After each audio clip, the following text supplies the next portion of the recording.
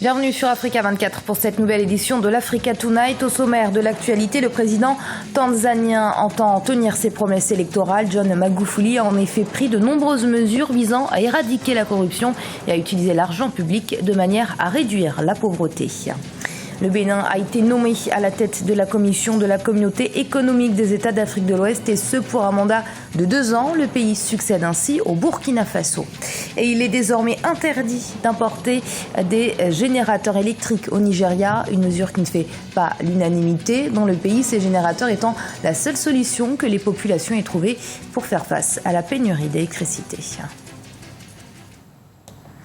Mais tout d'abord, Guillaume Soro, président de l'Assemblée nationale ivoirienne, s'est exprimé à l'hémicycle à l'occasion de la clôture de la session parlementaire ce vendredi 18 décembre. Il est revenu sur les différentes affaires le concernant, notamment le mandat d'amener délivré à son encontre par la justice française puis annulé, mais aussi sur les enregistrements téléphoniques de ses présumées conversations avec Djibril Bassolé, l'ancien ministre des Affaires étrangères du président burkinabé déchu Blaise Compaoré.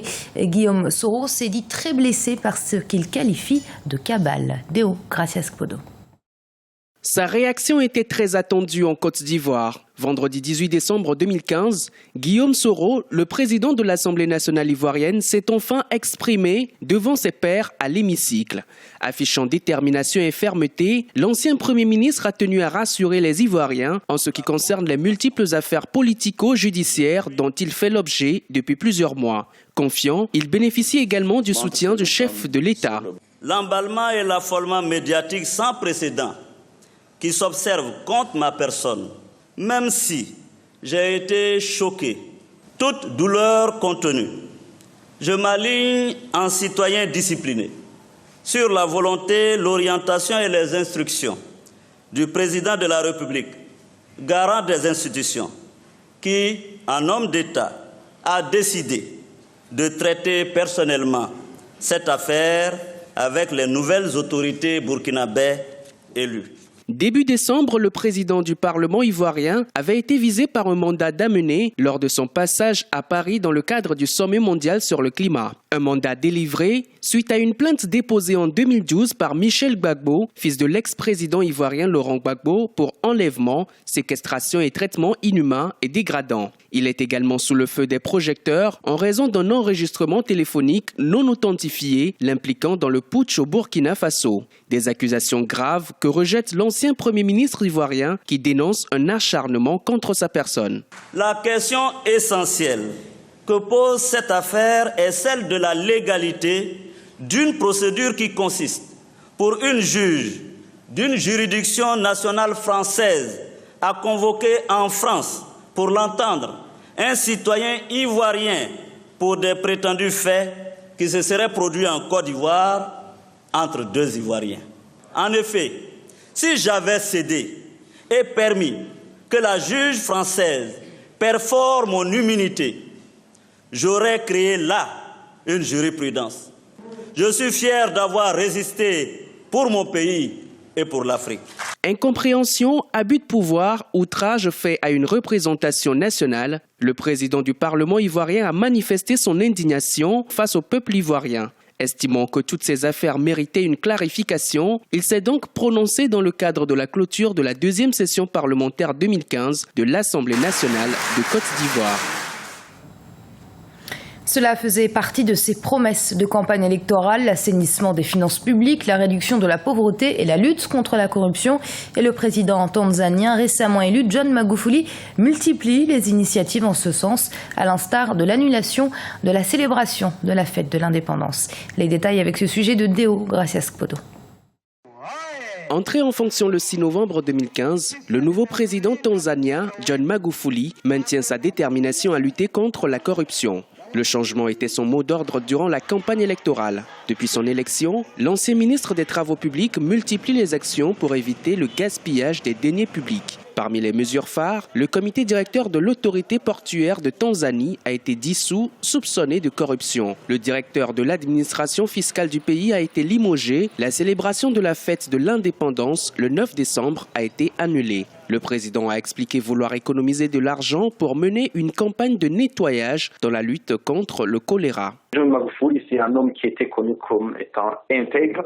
Je pense qu'il pourra faire beaucoup de choses. C'est de l'argent qui a été gaspillé, l'argent qui servira surtout au développement rural. Parce que les mesures qu'il prend sont des mesures qui sont très exemplaires. Tout seul, il ne pourra pas le faire. Et une redistribution reviendra en fait à revoir le budget du pays et surtout à financer les zones qui sont délaissées, s'occuper aussi de tout ce qui est les questions de Zanzibar et aussi des régions qui sont de plus en plus oubliées au niveau de la Tanzanie. Les nouvelles autorités tanzaniennes souhaitent rétablir le système d'impôts pour soutenir la croissance économique du pays. Autre défi, la lutte contre le chômage des jeunes. Il a été récemment annoncé la création de nouveaux emplois dans la fonction publique. Le président a assuré qu'il relancerait les industries en mauvais état, notamment dans les secteurs agricoles et halieutiques. Je dirais que Magufuli, ce qu'il est en train de faire, c'est à l'image de ce que l'ancien président Sankara avait commencé à faire au Burkina Faso. Il donne un exemple à plusieurs pays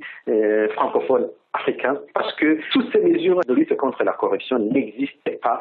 Donc, il y a beaucoup de pays qui pourraient prendre cet exemple, comme les pays comme le Sénégal, que ce soit le Mali ou le Togo. De l'avis de certains analystes, dans l'optique de la croissance économique et de la bonne gouvernance promue par la plupart des dirigeants africains, l'expérience tanzanienne devrait servir d'exemple. Malgré les défis en termes d'emploi, d'éducation, de santé et de stabilité politique, en ce qui concerne notamment la crise avec les îles semi-autonomes de Zanzibar, le président John Magufuli se veut rassurant.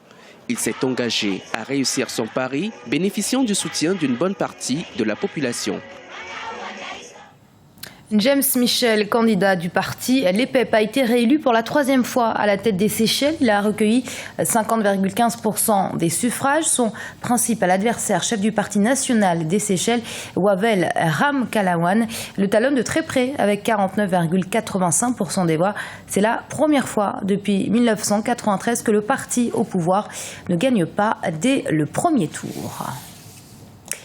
Pour la première fois de son histoire, le Bénin se voit porter à la plus haute fonction de la commission de la CEDEAO. Le Bénin prendra officiellement la tête de la commission de l'organisation sous-régionale en février prochain, succédant ainsi au Burkina Faso, Arwa Barkala. Le Bénin, porté à la tête de la commission de la CEDEAO depuis ce vendredi 18 décembre. Durant 2 ans, le Bénin présidera la commission de la Communauté des États d'Afrique de l'Ouest pour la première fois de son histoire. La décision a été prise lors du sommet qui a été marqué par le 40e anniversaire de l'institution sous-régionale à Abuja, capitale nigériane. Le Bénin est un pays qui est assez stable sur le plan politique. Et on voit aussi que ce pays s'investit davantage dans la coopération régionale et sous-régionale, ce qui justifie effectivement aujourd'hui son positionnement puisqu'il fait partie de la force mixte multinationale. La stratégie diplomatique engagée par le Bénin semble porter ses fruits. La diplomatie du pays s'est en effet illustrée lors de la crise au nord du Mali et plus récemment lors du coup d'État avorté au Burkina Faso. La diplomatie béninoise peut contribuer à développer la CEDEAO. La commission, c'est l'organe même qui peut entraîner les autres organes dans la satisfaction, en tout cas des projets que développe la CEDEAO. Le pays prendra la présidence de la commission de la CEDEAO officiellement en février 2016. Le Bénin préside déjà des organisations sous-régionales telles que l'UMOA et l'Afrique Caraïbes-Pacifique.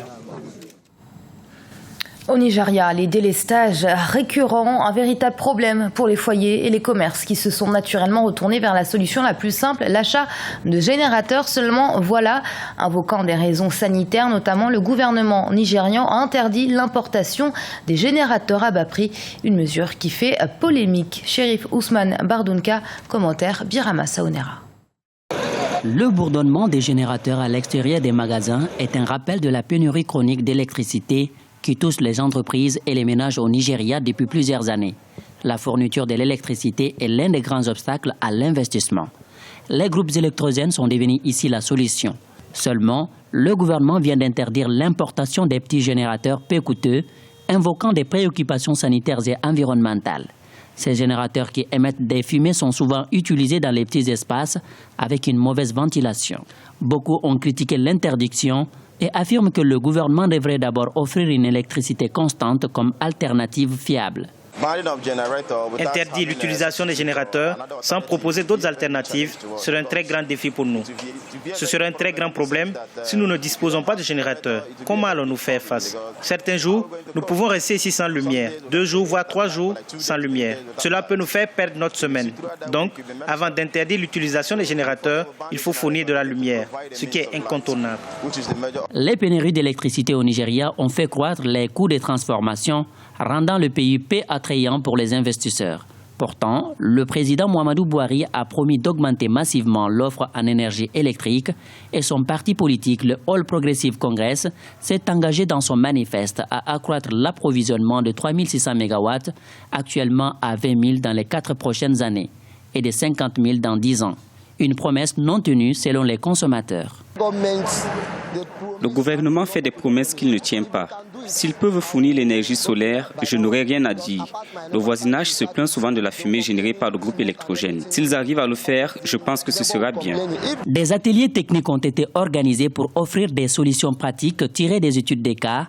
Elles aideront les compagnies d'électricité et les services publics à améliorer leur efficacité et leur productivité.